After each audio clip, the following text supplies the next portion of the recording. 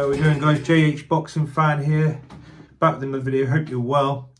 On today's video I'll be touching on the news officially announced by Eddie Hearn on Friday evening regarding Anthony Joshua's March the 9th bout, confirmed with, of course, former UFC heavyweight champion, now of course a fully fledged boxing heavyweight, Francis Ngannou. And I'll also be touching on the weekend's action over in Vegas.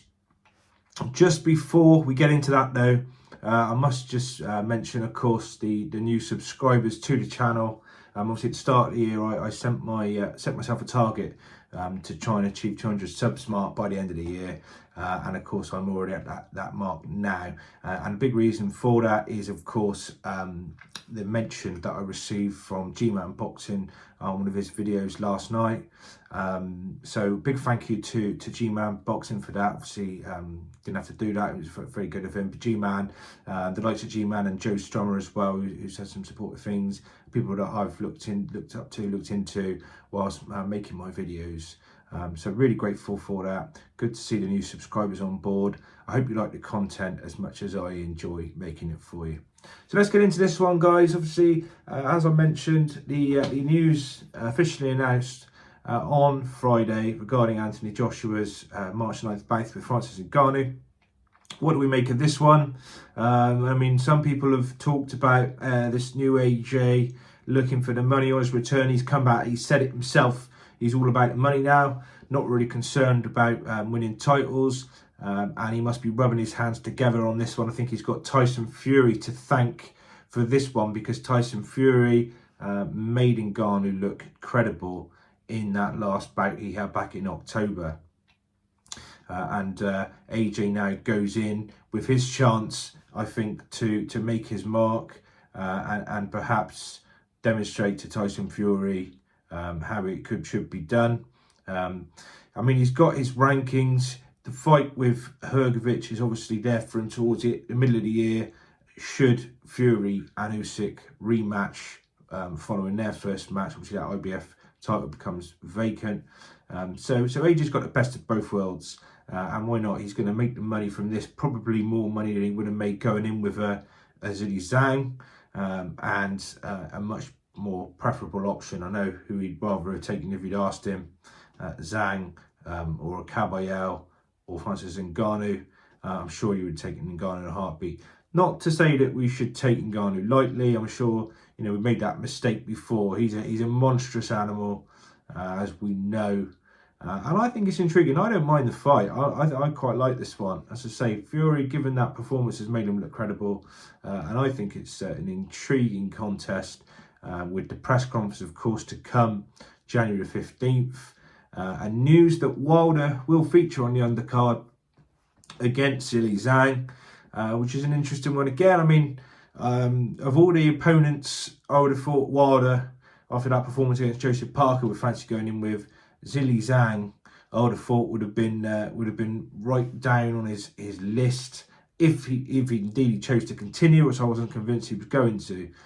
So I mean, I expect there's a big pot of money there for him, which is no doubt a part of the reason for that. But I mean, maybe it's a second chance, because if we can do the business against Zhang, and maybe he's banking on his superior speed in this one, and then that could potentially reignite some further interest in the Wilder AJ fight as a possibility. But quite surprising to hear that one is being talked about possibly on the undercard.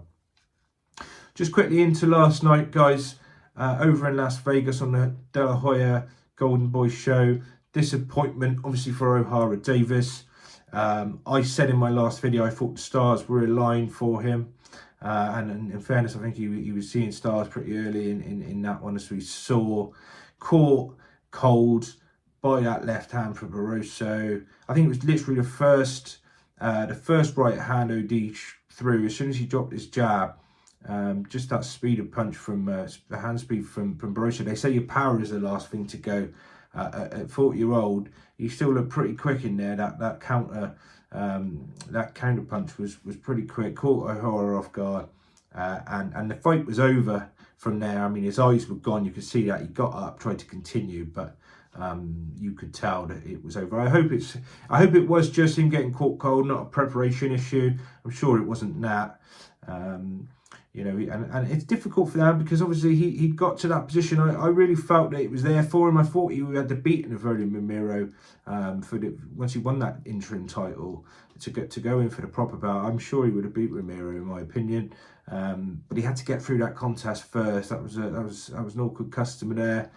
We saw the problems he caused Romero last time out, and it's difficult now to know where he goes really, because he built himself up in the WBA. I mean, you've got the Catterall rematch as a possibility, but I don't think he's really going to be interested because he's gone in the other routes. He's highly ranked with the other organisations, so he'll have to take some time out, reflect, probably have a comeback fight or two if he chooses to go on. I'm sure he will. It sounds like he will. So disappointment for O'Hara Davis last night, and of course in the other headline event we saw the return of Virgil Ortiz against Frederick Lawson. Who he managed to stop Frederick Lawson, backed him up against the ropes in the first round, as we saw, unloaded, and the stoppage came in, again in controversial circumstances. I mean, not for me really. Look, the referee's there to do a job, we all understand that, but I just feel first round, you know, to give the boxer's gonna. He's there. He was guard. He was taking his guard. He was just letting. He was letting Ortiz expend some energy, in my opinion. I think he could have gone on. I think he should have gone on. So another sort of controversial stoppage, you might say, on that Las Vegas, after, of course, the Romero Barroso fight last year, and that could be one it made again. People feel maybe he was hard done by in that last time out. So maybe that was some poetic justice for him last night to get that victory against O'Hara Davis. We should now see Barroso for the WPA title proper at super lightweight. So that's it, guys, from me on this one. Thanks for tuning in. Grateful if you drop your comments in the comments below. Always grateful to hear those. I say I like that style that I was trying to achieve.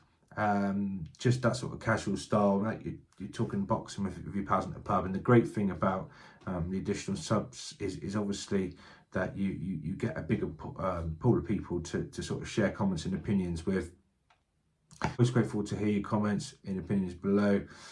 Keep sharing for me, liking, subscribing, and catch you in the next one, guys. I'll be tuning in for my my preview, of course, of the big fight coming up this weekend with Callum Smith going into Lions Den over to Canada, try and get his hands on the world titles up at light heavyweight.